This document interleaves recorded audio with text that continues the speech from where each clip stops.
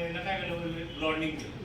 ब्लॉन्डिंग केल्यानंतर आपण काय केलं, केसाचा मूळ कलर आपण उडून टाकला. मूळ कलर उडवला म्हणजे काय, केसामध्ये जे पिगमेंटेशन असतं म्हणजे जे रंगपेशी असतात त्या उडवल्या आणि पूर्ण ब्लॉन्ड केलं, केस नितळ केलं. त्यानंतर आपण कलर टाकला, आपण रेडिश कलर टाकला आणि हा टाकला आपण बर्गंडी कलर, आणि हा कॉपरच्या कॉपर तसाच्या तसा आपण ठेवला. तर आता याच्यामध्ये आपण कोणकोणत्या केसांवर काय काय इफेक्ट होतो आणि कोणकोणचा व्हॅल्यू आता डेव्हलपर, आता या ब्लॉन्डर काय, या ब्लॉन्डर नंतर हे आहे डेव्हलपर. आता सर्वसामान्य जर ग्लोबलचा कलर करायचा असेल तर आपण कोणता व्हॅल्यू वापरतो, 20 व्हॅल्यू हा असा बनवला आहे. 20 आणि 10 व्हॅल्यू आपण असा बनवलेला आहे. ज्यांची त्वचा अतिशय नाजूक आहे, संवेदनशील त्वचा आहे, त्यांना 10 व्हॅल्यू पण येतो. हा 20 व्हॅल्यू पण आपल्या स्किनच्या जवळ लागतो. म्हणजे आपल्याला स्कार्फला जो कलर जर करायचा असेल तर आपल्याला 20 व्हॅल्यू वापरावं लागेल. आता हा वापरला आहे 30 व्हॅल्यू. हा 30 व्हॅल्यू हा कमीत कमी 1 इंच सोडून आपण 30 व्हॅल्यू वापरतात. 30 व्हॅल्यू हा जो आहे ना फ्रेश, म्हणजे एखाद्याचा कलरला, एखाद्याचा व्हर्जन केस असेल, व्हर्जन केस म्हणजे ज्याच्या केसांना कधीच कलर केलेला नसेल आणि त्याला रंग प्रक्रिया त्याची बदलायची असेल तर त्याला 30 व्हॅल्यू हा चालतो.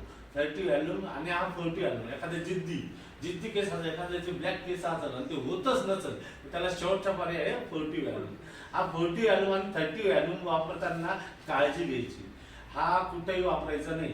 हा जर कधी स्किन जवळ जर लागला तर स्किनच्या डिसीज होऊ शकतात किंवा काहीतरी एखाद्याला ॲलर्जी होऊ शकते. त्यामुळेच तुम्ही जे काम करायचं, जे प्रॉपर काम करायचं तर 10 व्हॅल्यू किंवा 20 व्हॅल्यू मध्येच काम करा. स्कार्फ जर तुम्ही आता तुम्हाला ते तुम्ही गार्नियरच्या वगैरे जे पाऊच वगैरे जे वापरता तर त्याच्यामध्ये 10 व्हॅल्यू किंवा 20 व्हॅल्यूच असतो. त्याच्यामध्ये 30-40 व्हॅल्यू मध्ये नाही. हा जर स्किन जवळ जर लावलं त्याला इचिंग होऊन याचे काही डिसेज होऊ शकतात किंवा याच्यामुळं त्याच्या स्किनला काही परिणाम होऊ शकतो. त्याच्यामुळे हे वापरताना कोणत्याही केमिकलचं काम करताना ग्लोजिंग घेऊन ठराविक अंतर ठेवून आपण हे काम केलं पाहिजे. स्किनचं काम करताना किंवा कलरचं काम करताना आपण आहे ना, तेव्हा हा जरी आपण सॅम्पल पीस केलेला आहे याला सुद्धा आपण इथं सोडलाय का नाही, स्कार्फ वाजून सोडलेला आहे. याला आपण कुठं प्रक्रिया केली, वर केलं.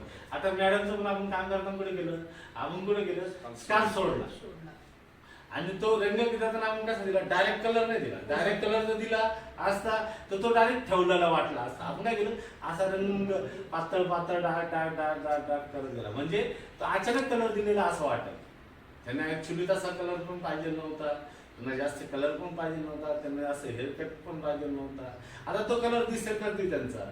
ज्यावेळेस ते त्यांचा लेअर सोडतील त्यावेळेस दिसेल किंवा ते असं सहज बांधतील तर त्यावेळेस त्यांना दोन्ही बाजून दिसेल. आता ते करताना आपण काय केलं, क्लायंटचा चेहरा बघायला. चेहरा तुम्ही कायम, आपण कलाकार लोक आपण कुठं लक्ष दिलं पाहिजे, क्लायंटचा चेहरा, बॉडी लँग्वेज, कसं दिसतो तो, काय काम करतो, या सगळ्या गोष्टी आपल्याला तुम्हाला सगळं काम करताना, मेकअप करताना, हेअर कलर करताना, हेअरस्टाईल करताना तुम्हाला ह्या गोष्टी विचारात घेतला तरच त्याला परफेक्शन तुम्ही हे देऊ शकता. सजेशन देणं आपलं काम आहे, काम करणं आपलं काम नाही. क्लायंटला काय पाहिजे नाही ते मत विचारात घ्यायचं. त्यानंतर आपण काय करतो, पहिले आपण त्यांचं क्लायंट कन्सल्टेशन म्हणजे त्यांना काय पाहिजे हे आपण समजून घेतो. त्यानंतर आपण काय करणार, आपलं सजेशन, त्यांना मॅडम काय नाही सर, का तुम्हाला असं केलं नाही असं चांगलं आहे सर, तसं केलं तसं चांगलं आहे सर, हे तुमच्या डोक्यात बरोबर तुम्ही ज्यावेळेस काम करत तुमच्या डोक्यात मॅप दिसला आहे. त्याच्यानंतर मग तुमच्या दोघांच्या म्हणजे कन्सल्टेशन आणि सजेशन याच्यानंतर तो क्लायंट जर तुम्हाला काय म्हटला का याच्यामध्ये काय मध्य काही होऊ शकतो त्यावेळेस तुम्ही त्या क्लायंटचं काम करायला घ्या. तर एखाद्या क्लायंट नाहीच म्हटलं तर तो क्लायंटच्या जबाबदारी तुम्ही काम करायला घ्या. कारण काय चांगलं दिसणार आहे काय वाईट दिसणार आहे आपल्याला माहिती असतं. आपलं काम फक्त सजेशन देणं, आपलं काम करणं क्लायंटच्या म्हणण्यानुसार आपण काम करणं, पण त्यांना काय चांगलं वाईट दिसलं हे आपण त्यांना सांगू शकतो. ओके, आता हा लक्षात ठेवा.